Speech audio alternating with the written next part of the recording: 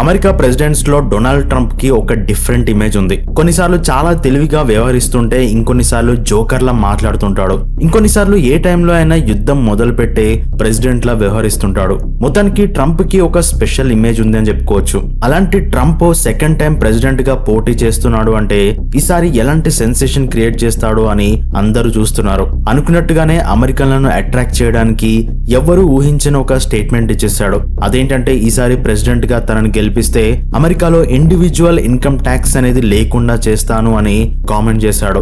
అసలు income tax లేని దేశాన్ని మనం ఊహించుకోగలమా? డొనాల్డ్ ట్రంప్ ఇలాంటి హామీలు ప్లాన్ చేసి ఇస్తున్నాడా, లేకపోతే గెలవడం కోసం మన ఇండియాలో లీడర్స్ హామీలు ఇచ్చినట్టు ఇచ్చేస్తున్నాడా అని చాలా అనుమానాలు వస్తాయి. First of all, income tax అనేది ప్రభుత్వానికి ఎందుకు కట్టాలి అనే ప్రశ్న వేసుకుంటే, ఇన్కమ్ ట్యాక్స్ కట్టడం వల్ల ఆ డబ్బుతో ప్రభుత్వం మన కోసం రోడ్లను వేసి మంచినీరు, కరెంటు సరఫరాతో పాటు మన కోసం మౌలిక సదుపాయాలన్నీ కల్పిస్తుంది. సాధారణంగా మన ఇండియాలో 15 లక్షల కంటే ఎక్కువ సంపాదించే వాళ్ళ దగ్గర నుండి 30% ట్యాక్స్ వసూలు చేస్తారు. అది కాకుండా మనం కొనే ప్రతి వస్తువు నుండి GST అని, కార్ కొంటే రోడ్ ట్యాక్స్ అని ఇలా మనకు తెలియకుండా చాలా రకాలుగా మనం పే చేస్తుంటాం. అయితే మన ఇండియాలో మనం కట్టే ట్యాక్స్ తో పోలిస్తే మనకు అందే మౌలిక సదుపాయాలు చాలా తక్కువ. దానికి ఉదాహరణ రోడ్ల విషయంలో కానీ, ప్రభుత్వ హాస్పిటల్స్ కానీ, ప్రభుత్వ రవాణా వ్యవస్థ కానీ, ఇలా చాలా సదుపాయాల్లో లోపాలుంటాయి. కానీ అమెరికాలో ట్యాక్స్ అనేది మన ఇండియాతో పోల్చుకుంటే ఎక్కువగా హైయెస్ట్ 37% ఉంది. కాకపోతే మన ఇండియాతో పోల్చుకుంటే వాళ్ళు కట్టే ట్యాక్స్ కి వాళ్ళకి లభించే ఫెసిలిటీస్ అనేవి స్టిల్ వర్తీగానే ఉంటుంది. అంటే అమెరికా అనేది ఆల్రెడీ డెవలప్డ్ కంట్రీ కాబట్టి, అంటే క్వాలిటీ రోడ్స్ కానీ, హాస్పిటల్స్ కానీ, ట్రాన్స్పోర్టేషన్ కానీ, లివింగ్ స్టాండర్డ్స్ ఇలా చాలా రకాలుగా ఇప్పుడు అమెరికా హై లెవెల్లోనే ఉంటుంది. కాబట్టి ఇప్పుడు అమెరికన్లు కట్టే ట్యాక్స్ తో వాటిని మెయింటైన్ చేస్తూ మిగతా బడ్జెట్ ని వేరే దేశాల ఇంటర్నల్ మ్యాటర్స్ లో ఇన్వాల్వ్ అవడానికి, లేదంటే ఎక్కడ యుద్ధం జరిగితే అక్కడ ఆర్మీని పంపేయడానికి, ఆయుధాలను పంపించడానికి, ఇలాంటి వాటికి స్పెండ్ చేస్తూ ఉంటుంది. సో డొనాల్డ్ ట్రంప్ ఏం చెప్తున్నాడు అంటే, ఇక నుండి ప్రజలు ఇన్కమ్ ట్యాక్స్ కట్టాల్సిన అవసరం లేదు, అసలు ట్యాక్స్ సిస్టమ్ నే తీసేస్తాను అని ప్రకటించాడు. అంటే కార్పొరేట్ ట్యాక్సెస్ అనేవి ఉంటాయి, కానీ ఒక ఉద్యోగి లేదా ఒక సామాన్య వ్యాపారి అతను సంపాదించే డబ్బులో నుండి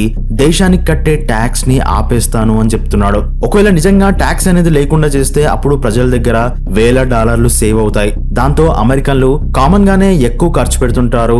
అప్పుడు ఇంకా ఎక్కువ ఖర్చు పెట్టే ఛాన్స్ ఉంది. ఇంకొంతమంది దాంతో చిన్న చిన్న బిజినెస్ లో ఇన్వెస్ట్మెంట్ పెట్టడం, అదర్ ఇన్వెస్ట్మెంట్స్ కానీ, ఇలా చాలా రకాలుగా దానివల్ల అమెరికా ఎకానమీ అనేది డబల్ అయ్యే ఛాన్స్ ఉంది. అంతేకాదు దానివల్ల గ్లోబల్ ఎకానమీ కూడా చాలా వరకు ఎఫెక్ట్ అవుతుంది. కానీ ట్యాక్స్ కట్టకుండా దేశం ఎలా నడుస్తుంది అని అనుకుంటాం. సో ఇక్కడ ట్రంప్ ఐడియా ఏంటంటే, ప్రపంచంలో అమెరికా అనేది రిచెస్ట్ కంట్రీ అని అందరికీ తెలుసు. సో అక్కడ మన ప్రొడక్ట్స్ అమ్మితే వాళ్ళు ఎక్కువ డబ్బు ఇచ్చి కొంటుంటారు, ఎందుకంటే వాళ్ళ దగ్గర డబ్బు ఎక్కువగా ఉంటుంది కాబట్టి, అండ్ మన కరెన్సీతో పోలిస్తే డాలర్ వాల్యూ ఎక్కువ కాబట్టి ఆటోమేటిక్ గా మన ప్రొడక్ట్ వాల్యూ అనేది పెరిగిపోతుంది. కాబట్టి ఏ దేశమైనా సరే వాళ్ళ ప్రొడక్ట్స్ ని అమెరికాలో సేల్ చేయాలి అని అనుకుంటుంది. అమెరికాకి ఎంత ఎక్కువ ఎక్స్పోర్ట్ చేస్తే అంతలా లాభం ఉంటుంది అని అనుకుంటారు. సో ఎగ్జాక్ట్ గా ఇదే పాయింట్ దగ్గర ఏ దేశాలైతే వాళ్ళ ప్రొడక్ట్స్ ని అమెరికాలో అమ్మాలి అనుకుంటాయో వాళ్ళ దగ్గర నుండి ఎక్స్ట్రా ట్యాక్స్ ని వసూలు చేయాలి.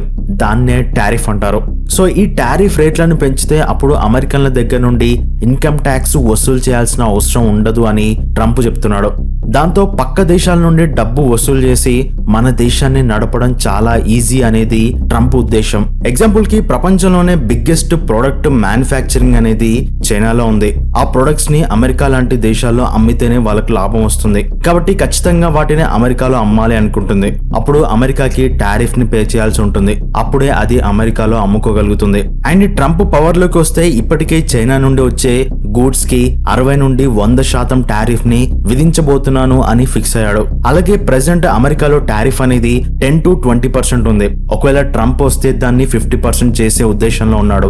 అయితే ఈ ప్లాన్ అనేది ఎంత వరకు సక్సెస్ అవుతుంది అనేది చూస్తే, కొంతమంది ఎక్స్పర్ట్స్ చెప్పేది ఏంటంటే, టారిఫ్లను పెంచేసి ఇన్కమ్ ట్యాక్స్ ఆపేస్తే అప్పుడు అమెరికాలో వస్తువుల ధరలు అమాంతం పెరిగిపోతాయి అని చెప్తున్నారు. ఎందుకంటే ఎగ్జాంపుల్ కి అమెరికాకి పెద్ద మొత్తంలో గూడ్స్ ని సప్లై చేసే దేశం చైనా.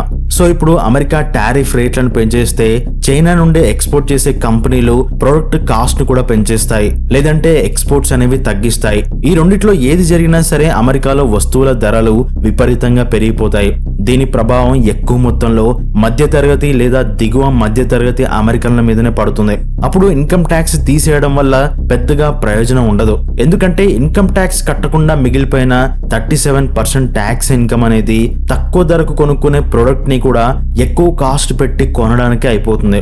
అండ్ 2023లో అమెరికాలోకి దాదాపు $3.8 ట్రిలియన్ విలువ గల వస్తువులు అమెరికాకి ఎక్స్పోర్ట్ అయ్యాయి. కాబట్టి వాటితో పోలిస్తే అమెరికా ఇన్కమ్ ట్యాక్స్ ని రీప్లేస్ చేయాలి అంటే 70% టారిఫ్ ని అమలు చేయాలి. అప్పుడే ఇన్కమ్ ట్యాక్స్ లేకుండా అమెరికా ఆర్థిక వ్యవస్థ మనగలుగుతుంది అని కాలిఫోర్నియా యూనివర్సిటీకి చెందిన ప్రొఫెసర్లు చెప్తున్నారు. కానీ 70% టారిఫ్ చార్జెస్ పెడితే అప్పుడు మిగతా దేశాలు అమెరికాకి ఎక్స్పోర్ట్ చేయడానికి ఆలోచించాల్సిన సిచ్యువేషన్ వస్తుంది. కొన్ని దేశాలు అసలు అమెరికా వైపు కూడా చూడకపోవచ్చు.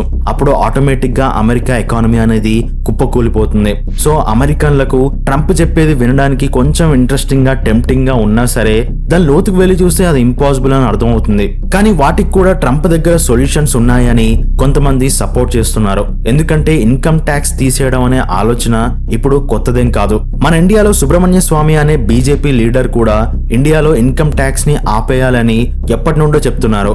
ఎందుకంటే ఈయన ఒక ఎకానమిస్ట్, అలాగే స్టాటిస్టిషియన్ కూడా. సో ఒకవేళ ట్రంప్ గెలిస్తే దీన్ని ఎలా పాసిబుల్ చేస్తాడు అని ప్రపంచ లీడర్లందరూ ఎదురు చూస్తున్నారు.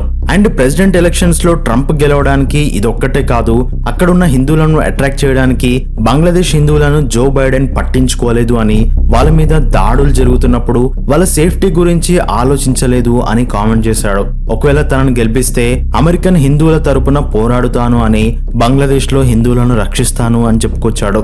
ఎందుకంటే హిందువుల మీద అటాక్స్ అనేవి ఇప్పటికీ బంగ్లాదేశ్ లో జరుగుతూనే ఉన్నాయి. రీసెంట్ గా అక్టోబర్ 26వ తేదీన చిట్టోగ్యాంగ్ లో కొన్ని వేల మంది హిందువులు ఒకే దగ్గరికి చేరి సనాతన జాగరణ్ పేరుతో అతిపెద్ద ర్యాలీ నిర్వహించారు. షేక్ హసీనా ప్రభుత్వం కుప్పకూలిపోయిన దగ్గర నుండి హిందువుల మీద అలాగే క్రిస్టియన్ల మీద జరిగిన క్రైమ్ గురించి ఇమ్మీడియట్ గా ఇన్వెస్టిగేషన్ జరిపించి వాళ్లకు శిక్ష వెయ్యాలి అని, దాంతోపాటు కూలగొట్టిన మందిరాలను మళ్లీ కట్టించాలని, అలాగే మైనారిటీలను కాపాడడానికి అక్కడ ఒక చట్టాన్ని తీసుకురావాలని డిమాండ్ చేశారు. దాంతోపాటు సంస్కృతంలో అలాగే పాలి భాషలో చదువుకోవడానికి ఒక బోర్డుని ఏర్పాటు చేయాలని డిమాండ్ చేశారు. దాంతోపాటు బంగ్లాదేశ్ హిందువులు పవిత్రంగా చేసుకునే దుర్గాదేవి పూజ కోసం 5 రోజులు ప్రభుత్వం హాలిడే ప్రకటించాలని డిమాండ్ చేశారు. కానీ అక్కడ ఉన్న ఎన్విరాన్మెంట్ మినిస్టర్ వాళ్ళకి 2 రోజులు మాత్రమే దుర్గాదేవి పూజకు హాలిడే ఇచ్చాడు. స్టిల్ ఆ 2 రోజులు ఇవ్వడం కూడా చరిత్రలో ఇదే ఫస్ట్ టైం అని చెప్తున్నారు. సో అందుకే వాళ్ళని ఉద్దేశించి బంగ్లాదేశ్ లో హిందువుల మీద దాడులకు సహకరిస్తున్న మొహమ్మద్ యూనిస్ కి జో బైడెన్ సపోర్ట్ ఉంది అని, ఒకవేళ ట్రంప్ ని గెలిపిస్తే అక్కడ హిందువుల సేఫ్టీ చూసుకుంటాను అని ట్రంప్ చెప్తున్నాడు.